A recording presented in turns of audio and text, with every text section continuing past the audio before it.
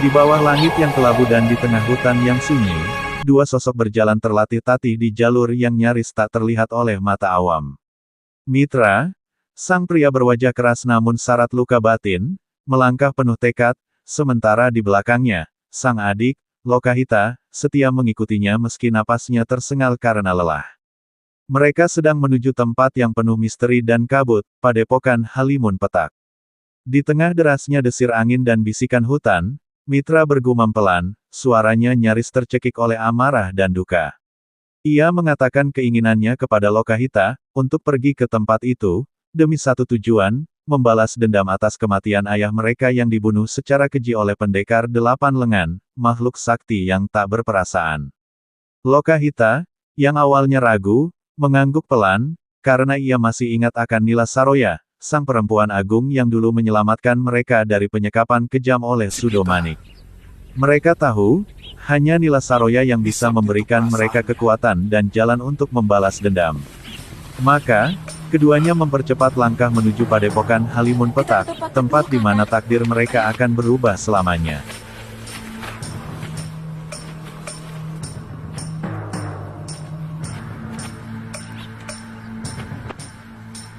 Setibanya mereka di gerbang batu yang diselimuti kabut abadi, para penjaga padepokan Halimun Petak memandang mereka dengan tatapan curiga. Beberapa di antaranya telah mengangkat senjata, siap menghadang dua orang asing yang tiba-tiba datang. Namun sebelum terjadi pertumpahan darah, Mitra segera angkat bicara. Dengan nada tegas dan mata yang menyala oleh api tekad, ia mengutarakan maksudnya, mereka ingin mengabdi kepada Nila Saroya, bukan sebagai tamu, tapi sebagai murid yang setia. Keheningan menyelimuti sejenak sebelum para penjaga akhirnya menurunkan senjata dan memutuskan untuk mengantar mereka menuju kediaman sang guru. Jalan setapak menuju bangunan utama seolah menguji kesungguhan mereka. Setiap langkah terasa berat, namun penuh harapan. Lokahita memandangi langit yang mulai gelap, seolah tahu bahwa malam itu akan menjadi titik balik dalam hidup mereka. Kami mengabdi kepadanya.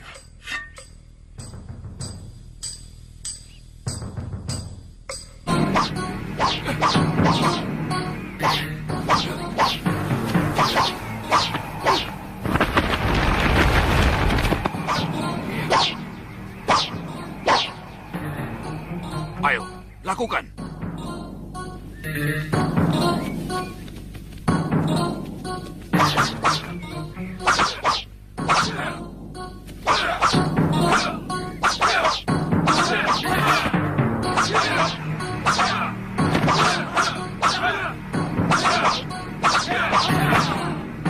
Di ruang utama padepokan yang dikelilingi aroma dupa dan bunga kenanga, Nila Saroya telah menanti. Sosoknya memancarkan wibawa dan keanggunan yang tak biasa. Ia menyambut kedua saudara itu dengan senyum lembut namun penuh makna. Tanpa ragu, Mitra dan Lokahita segera bersimpuh di hadapannya, menyatakan niat tulus mereka untuk menjadi murid Halimun Petak. Nila Saroya, perempuan bijak yang memiliki intuisi tajam, memandangi mereka sejenak, seolah membaca isi hati mereka. Ia kemudian memberikan tugas, Lokahita akan ditugaskan untuk menemani dan menjaga putranya yang masih kecil, Sudawirat, anak yang kelak akan mewarisi kekuatan besar. Sedangkan Mitra, yang bertubuh kekar dan memiliki tangan kuat, ditugaskan untuk menjadi pembantu pribadi sang guru, mulai malam itu juga. Nila Saroya memberi isyarat halus sebelum masuk ke dalam kamarnya, lalu memberi kode khusus kepada Mitra. Tapi, Dengan aku jantung harus menguji berdegup kesetiaan kencang, kalian. Mitra melangkah masuk. Kamu? Siapa namamu? Pria Mitra ini. Oh. Siapa namamu? Lokahitan ini. Untuk sementara, kamu menjadi pengasuh putraku, Sudawirat. Iya, Nini.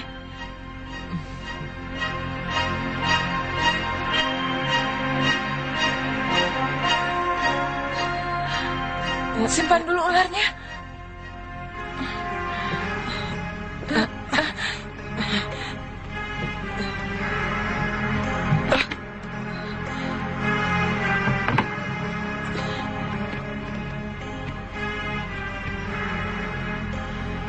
Dan kamu menjadi pelayanku, mau? Mau Nini?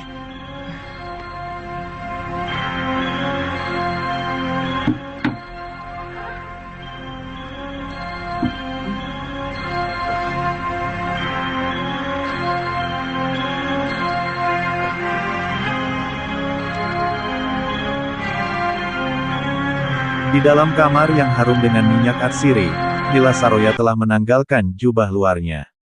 Hanya pakaian dalam lembut membalut tubuh indahnya. Dengan suara pelan namun penuh perintah, ia memanggil Mitra untuk mendekat. Tanpa banyak bicara, Mitra mulai memijit pundaknya, berlanjut ke punggung dan pinggang. Setiap sentuhan mengalirkan kehangatan yang menggetarkan, membuat Nila Saroya mengerang lirih menikmati pijatan yang terasa seperti sihir. Tapi ketika ketegangan memuncak, saat keduanya hampir larut dalam gejolak duniawi, tiba-tiba Nila Saroya tersentak. Ia terbangun dari kenikmatan itu. Bukan karena rasa bersalah, tapi karena firasat kuat yang datang dari luar.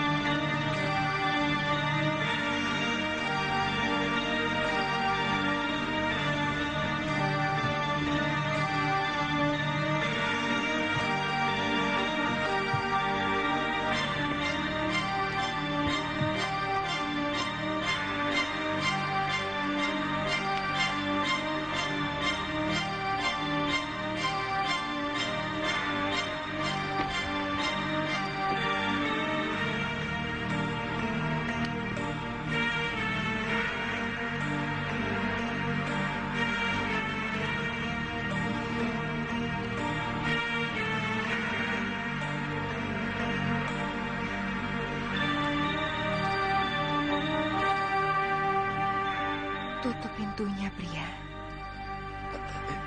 Iya.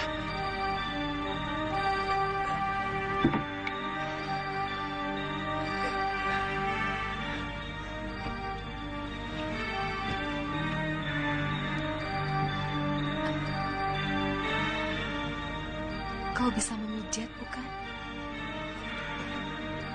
Bisa, Nini. Saya biasa memijit bopo saya sesudah latihan.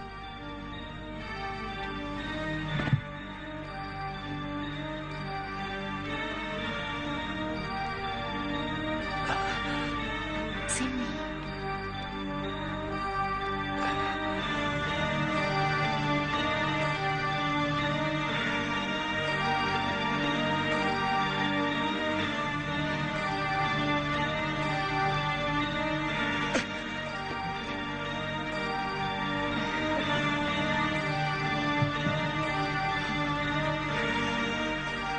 Kakiku pegal, pria.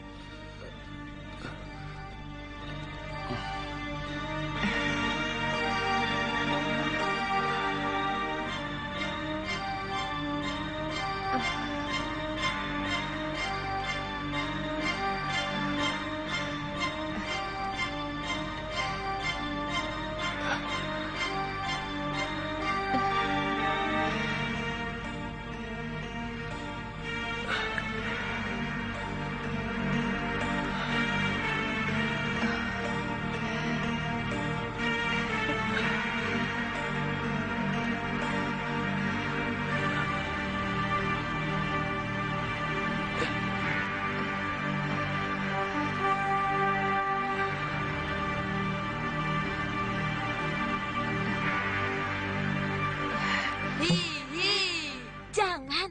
Saya takut. Katanya anak pendekar. Kok takut sama ular? Sama penjahat, saya tidak takut. Tapi kalau sama ular, saya takut.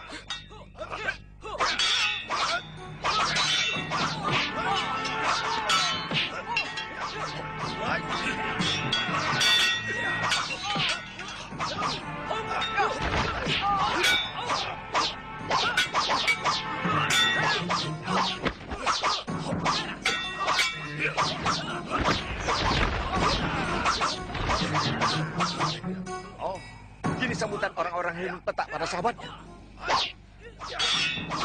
Siapa kita? Aku dia satu dari Karangpus, sahabat Kiragatul. Kamu murid di sini? Aku pelatih.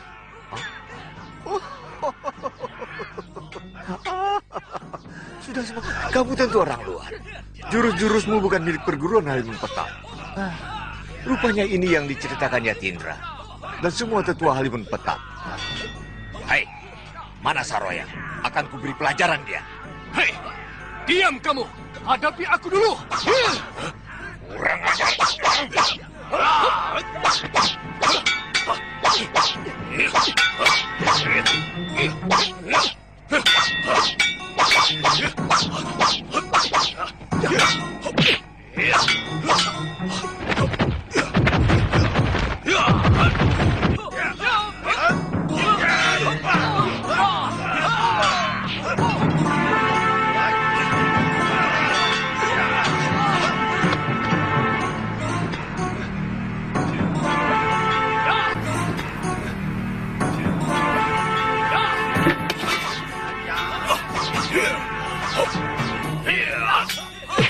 Siapa lagi yang bikin kacau pada pokan?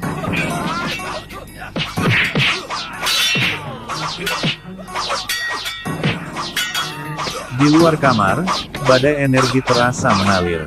Sosok berjubah hitam turun dari langit, Paman Jaya Satru, sahabat lama Ranggasuli dan orang yang seharusnya menjadi pemimpin baru Padepokan. Kedatangannya mengguncang seluruh Padepokan. Nila Saroya melayang keluar kamar, rambutnya berkibar, dan tatapan matanya penuh api. Adu mulut pun terjadi. Jaya Satru menuduhnya menyalahgunakan kekuatan, namun Nila Saroya tak gentar. Dengan suara tajam, ia membalas setiap tuduhan. Dan akhirnya, pertarungan pun tak terelakkan. Jurus-jurus maut beradu. Tapi Jaya Satru tak menyangka, jurus pamungkas yang digunakan Nila Saroya adalah warisan leluhur yang telah lama hilang. Dalam satu hantaman terakhir, Jaya Satru terkapar tak sadarkan diri. Padepokan kembali tenang, namun badai sesungguhnya baru akan dimulai. Semua ini demi kemajuan perguruan. Siapa yang tinggi ilmunya, dia yang akan menggantikan Mahaguru Ranggasuli. Apa saya salah kalau kebetulan saya mengalahkan semua para sesepuh itu? Setahuku tidak pernah ada aturan main seperti itu di perguruan Halimun Petak. Biasanya, adik Mahaguru yang langsung menggantikannya. Kalau sang Mahaguru meninggal. Bukankah aturan itu berlaku untuk orang yang hidup, bukan orang mati? Kamu memang benar-benar murid kualat, Saroya. Ya.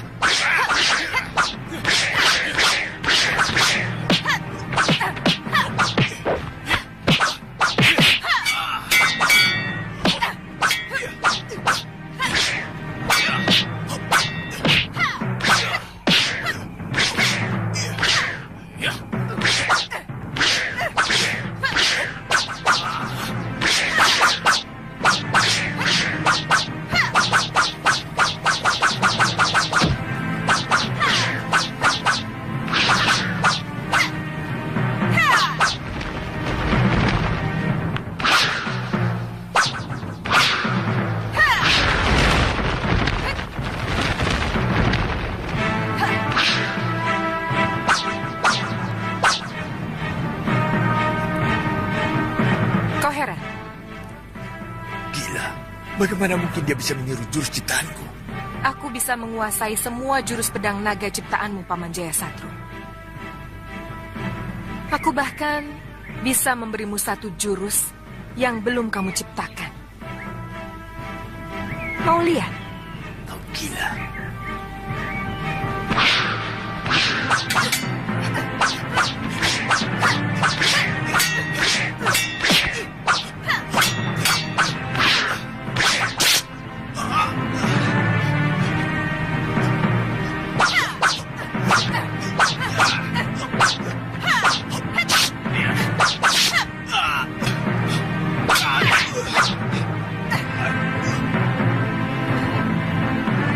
Lebih baik bawa pulang anakmu, Paman.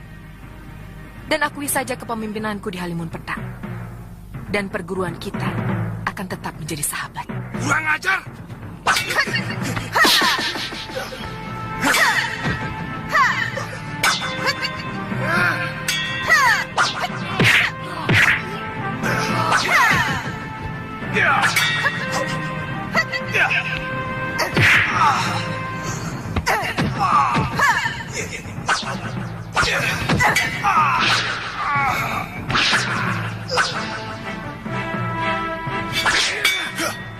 Jangan ikut campur dari Pasyuran. Akan kutunjukkan kepada mereka Halimun Petak yang sejati.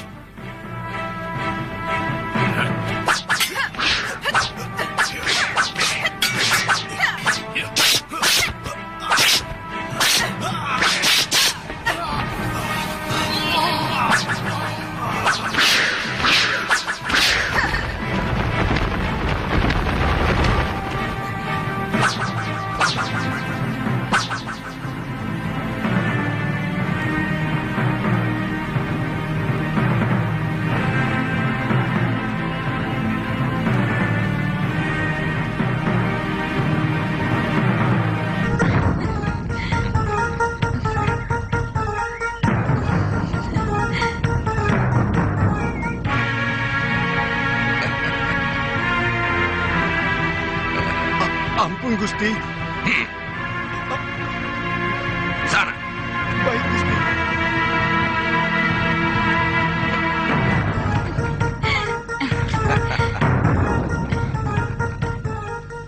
Kita tidak bisa menyalahkan sepenuhnya pada Gusti Prabu.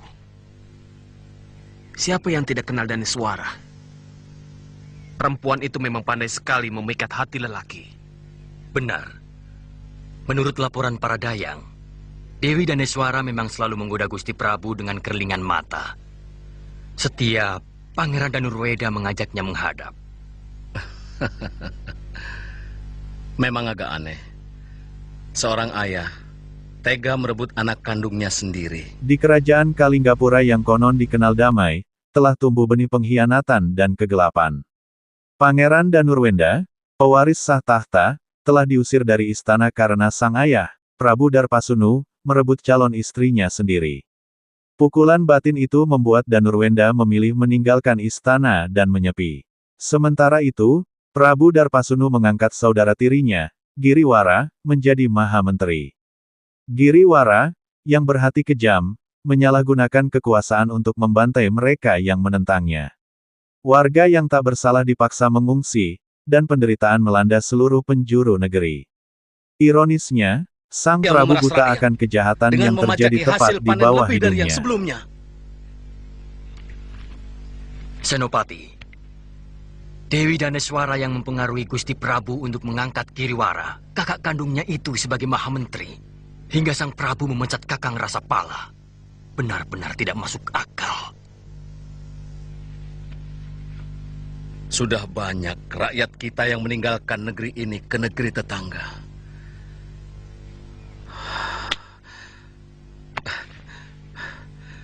Karena tidak tahan diperas oleh orang-orang Giriwara. Apakah Dinda benar-benar bisa melupakan Danurweda, putraku? Gusti Prabu, sejak malam pertama hamba melayani Paduka, Kakang Danurweda sudah hilang dari ingatan hamba. Gusti Prabu benar-benar remaja kalau sudah di dalam bilik.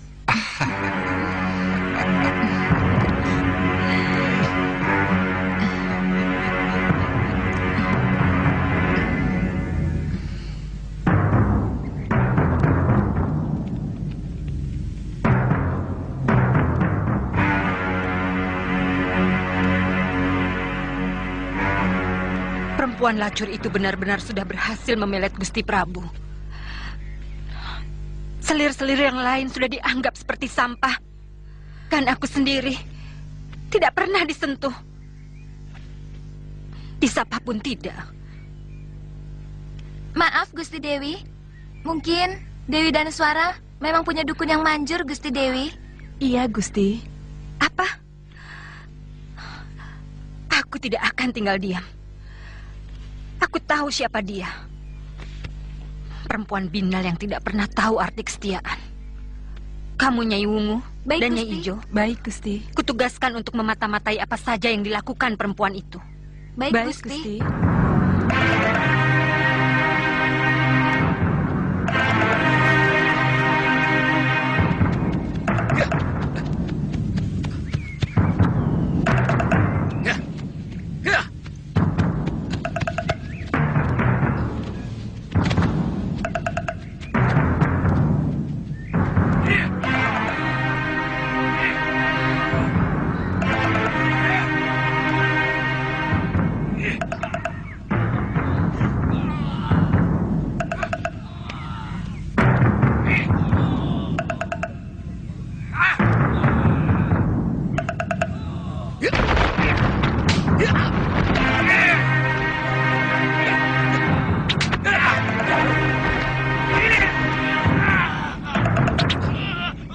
Giriwara, apa-apaan ini semua?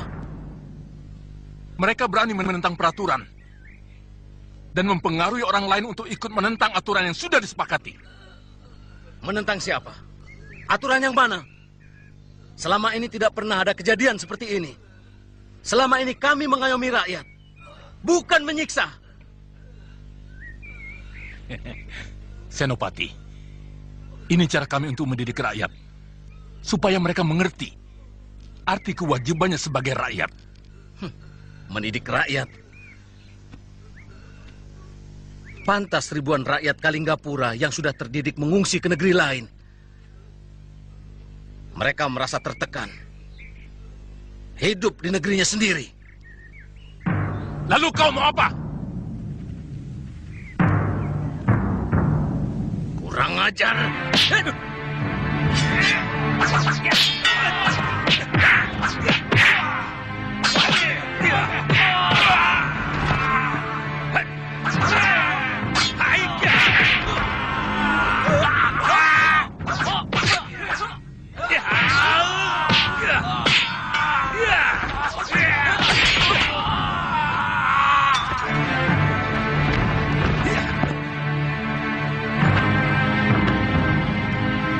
Giriwara, jangan lari kamu.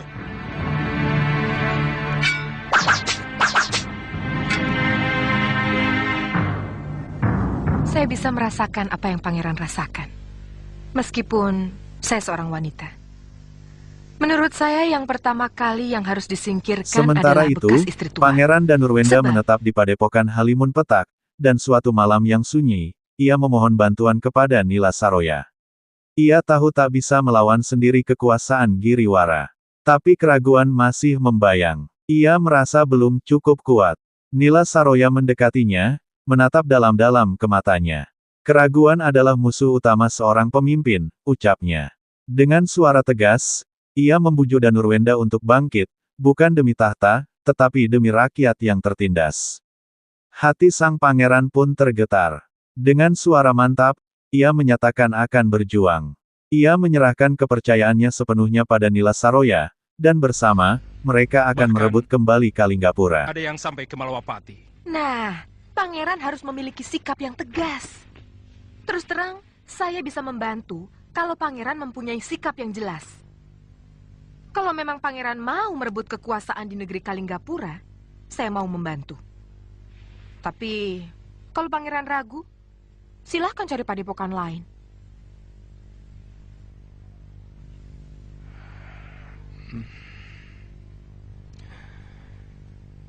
Memang agak sulit bagi pangeran. Bagaimanapun, kita pasti akan berhadapan dengan ayahanda Tuan, Prabu Darmasunu. Tapi pangeran juga harus ingat bahwa meluruskan orang tua yang keblinger dan menolong rakyat yang menderita adalah sebuah keharusan.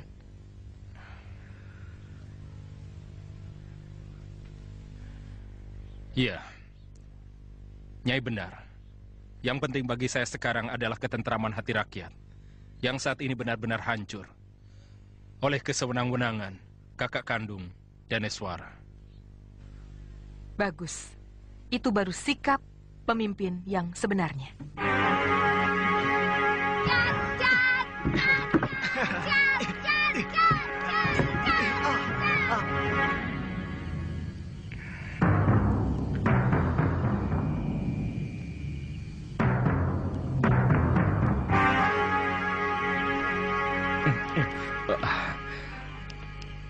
Kalinggapura itu sebuah negeri yang makmur. Mana mungkin rakyatnya sampai mengungsi kemari. Kita juga tidak pernah mendengar ada kerusuhan di negeri itu.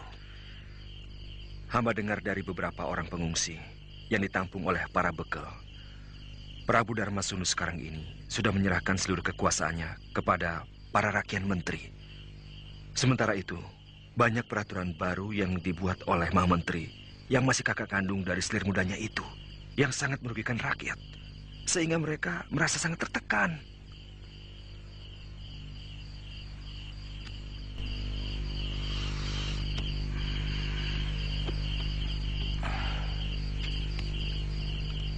Sebaiknya, sementara waktu kita tampung dulu mereka di sini.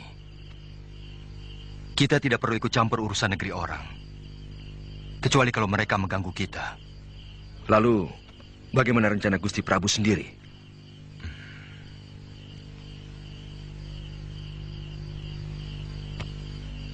Dinda Sekarwangi mencemaskan keselamatan Galuh Parwati. Terus terang, saya juga ikut bersalah karena menitipkan Nila Saroya di Sugalu. Dialah yang membuat huru-hara di perguruan kita. Dan bukan hanya keluarga Kakang Mahasyura yang jadi berantakan, tapi seluruh perguruan. Bahkan Nila Saroya juga telah mencuri kitab pusaka perguruan Sugalu.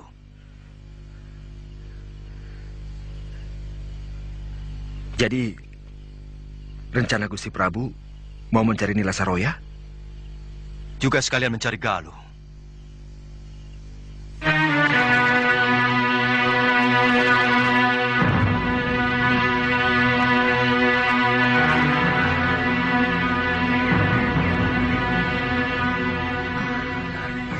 Dinda. Kakang, saya sudah memperingatkan Kakang bahwa apa yang Kakang lakukan sudah sering dikeluhkan Di oleh para jantung petinggi Linggapura. Kalinggapura, Giriwara dan adiknya, Daneswara, sedang merancang pengkhianatan berikutnya. Daneswara, yang memiliki paras menggoda namun hati setajam belati, menyetujui rencana licik kakaknya untuk menyingkirkan Senopati Prabangkara, satu-satunya penghalang rencana mereka. Dewi Dameswara, pendeta istana yang telah dirasuki ambisi gelap, pun menyetujui. Maka jebakan pun disusun. Saat Prabangkara melapor mengenai keresahan rakyat, Daneswara mendadak muncul, menyihir sang senopati dengan tatapan dan gerakan tubuhnya. Prabangkara, yang semula tegas, tiba-tiba lumpuh oleh godaan dan keindahan Daneswara. Hari-hari berikutnya, pikirannya dihantui bayangan wanita bekas itu. suami Dinda, Ia tak sadar Pangeran bahwa Danuweda. hatinya telah dikendalikan oleh kekuatan sihir yang mematikan. Tapi, tolonglah Dinda. Saya masih menyukai kedudukan ini. Saya tidak tahu bagaimana caranya. Gusti, kalau perbuatan itu tidak segera Gusti tindak, hamba takut semua rakyat Kalinggapura akan pindah ke negeri lain. Gusti.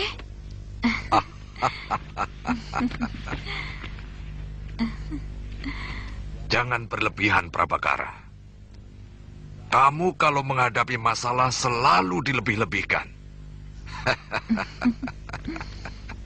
Baik, nanti Giriwara akan kutegur. Untuk sementara, Giriwara kularang melakukan tindakan yang mewakili diriku. Hamba hanya menyampaikan yang sebenarnya, Gusti. Karena hamba tidak mau negeri ini menjadi salah urus. Ya.